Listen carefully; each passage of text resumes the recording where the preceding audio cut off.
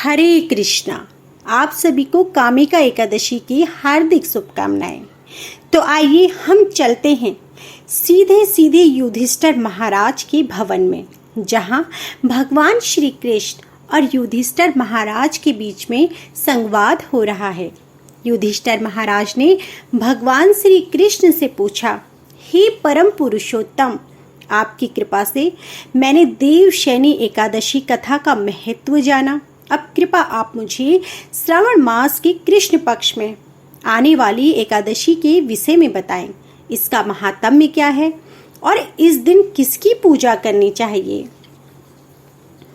युधिष्ठिर महाराज का प्रश्न सुनकर भगवान श्री कृष्ण मंद मंद मुस्कान के साथ बताते हैं, एक बार यही प्रश्न नारद जी ने ब्रह्मा जी से पूछा था और उन्होंने जो वर्णन किया था उसे यथारूप मैं आपके समक्ष प्रस्तुत करता हूँ। ध्यान पूर्वक सुनिए। यह कहकर भगवान श्री कृष्ण ने वर्णन करना प्रारंभ किया।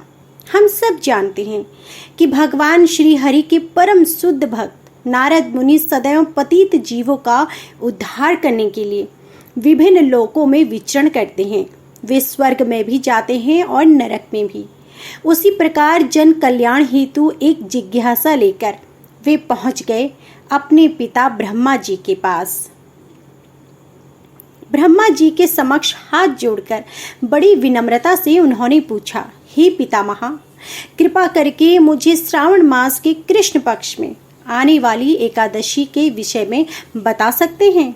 मैंने सुना है भगवान हरि को अत्यंत प्रिय यह एकादशी जीवों का हर प्रकार से मंगल करने वाली और उद्धार करने वाली है। नारद मुनि की जिज्ञासा सुनकर ब्रह्मा जी ने कहा, हाँ वत्स, श्रावण मास के कृष्ण पक्ष में आने वाली कामिका एकादशी की महिमा इतनी दिव्य है कि उसके श्रवण मात्र से अश्वमेध यज्ञ का फल प्राप्त होता है। इतना ही नहीं, जो भी व्यक्ति इस व्रत का पालन करता है उसे वन सागर सहित संपूर्ण पृथ्वी के दान के तुल्य और बछड़े सहित गाय के दान के समान पुण्य फल प्राप्त होता है। और यह एकादशी सभी दिनों में शुद्धतम है और पापों का नाश करने में सबसे प्रबल है। इतना कहकर ब्रह्मा जी ने कामिका एकादशी की एक विशेष महिमा का गुणगान करना प्रारंभ किया। ब्रह्मा जी ने कहा, इस दिन जो भी व्यक्ति एक तुलसी दल के साथ भगवान श्री हरि की पूजा करता है उसे 200 ग्राम स्वर्ण या 800 ग्राम चांदी दान करने के समान पुण्य प्राप्त होता है। कामिका एकादशी के दिन तुलसी पूजन का विशेष महत्व है। इस दिन मात्र तुलसी के दर्शन करने से, स्पर्श करने से और उन्हें प्रार्थना अर्पित करने से जीव समस्त बाधाओं से मुक्त हो जाता है।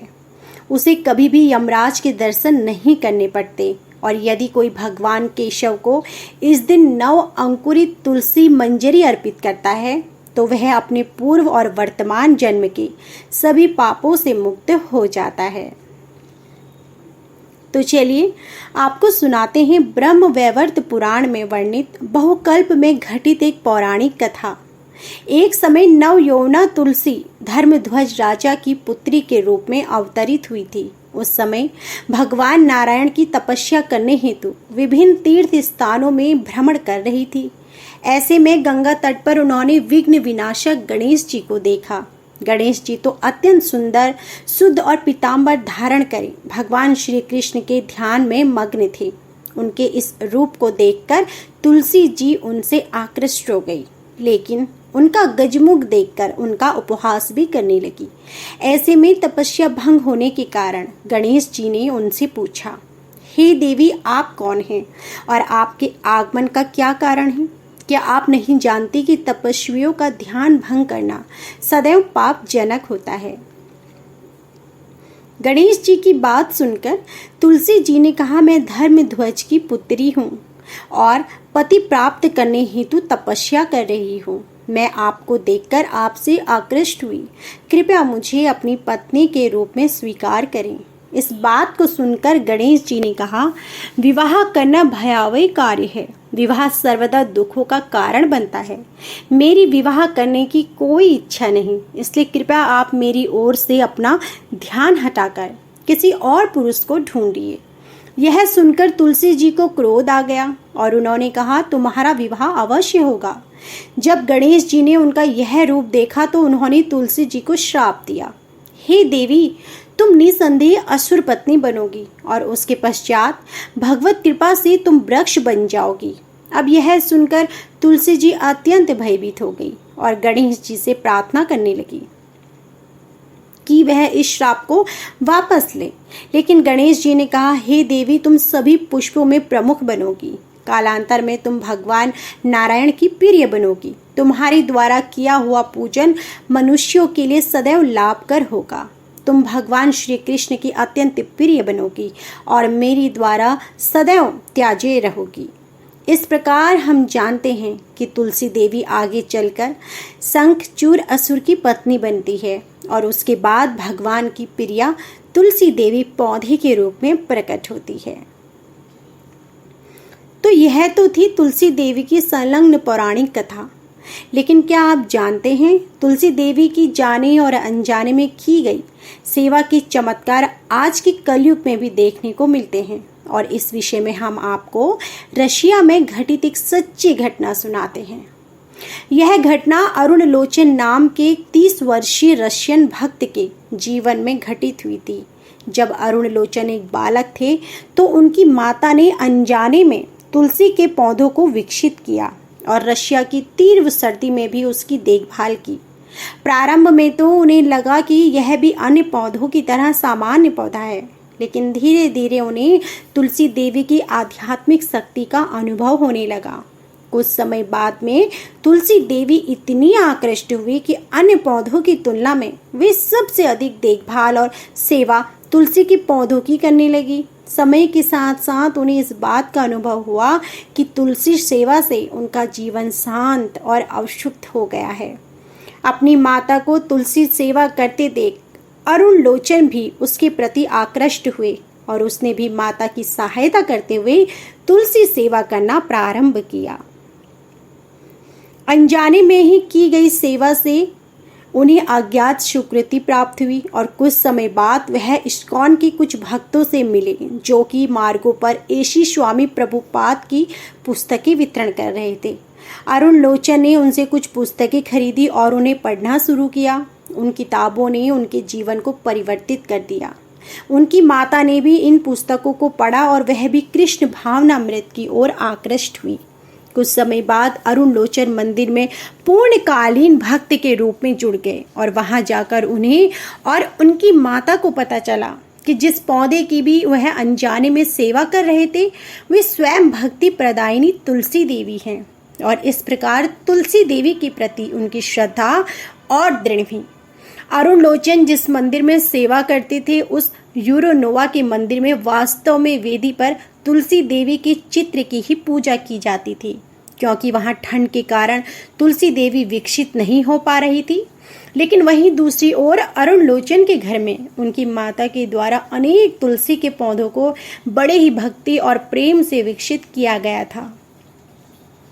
और अरुण लोचन ने अपनी माता से विनती भी की कि वह तुलसी के पौधे मंदिर में दे जिससे भक्तगण विधिवत पूजा कर सके। अरुण लोचन की माता ने ना चाहते हुए भी तुलसी के पौधों को मंदिर में अर्पित कर दिया और आज भी वहां तो तुलसी देवी की सभी भक्तों द्वारा सेवा और पूजा हो रही है।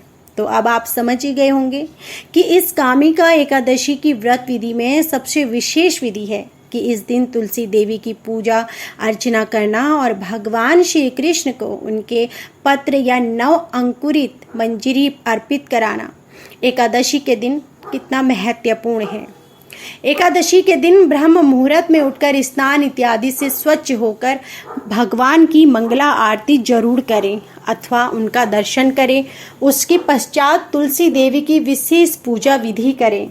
इसके लिए तुलसी देवी को जमीन से ऊपर एक आसन पर स्थापित करें, उनके समक्ष घी का दीपक जलाएं और उन्हें जल अर्पण करें। तत्पश्चात तुलसी देवी की 4 बार प्रदक्षिणा करें। उसके बाद तुलसी देवी को प्रणाम करें और उनके समक्ष बैठकर हरे कृष्ण हरे कृष्ण कृष्ण कृष्ण हरे हरे, हरे राम राम राम हरे हरे इस महामंत्र का अधिक से अधिक मात्रा में जाप करें। एकादशी के दिन किसी भी प्रकार के अन्य भोजन का ग्रहण न करें, जैसे कि गेहूं, चावल, दाल इत्यादि।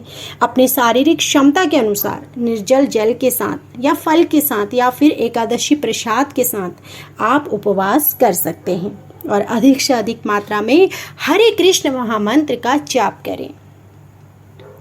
संध्या के समय तुलसी देवी के समक्ष और घर में भगवान श्री कृष्ण के विग्रह चित्र के समक्ष घी का दीपक अर्पण करें। दूसरे दिन द्वादशी प्रातः ब्रह्म मुहूर्त में उठ जाएं, स्नान इत्यादि से निवृत्त होकर हरे कृष्ण महामंत्र का जाप करें और निर्धारित समय पर किसी ब्राह्मण या वैष्णव को दान देकर अन्न प्रसाद के साथ एकादशी का व्रत का पारण करें।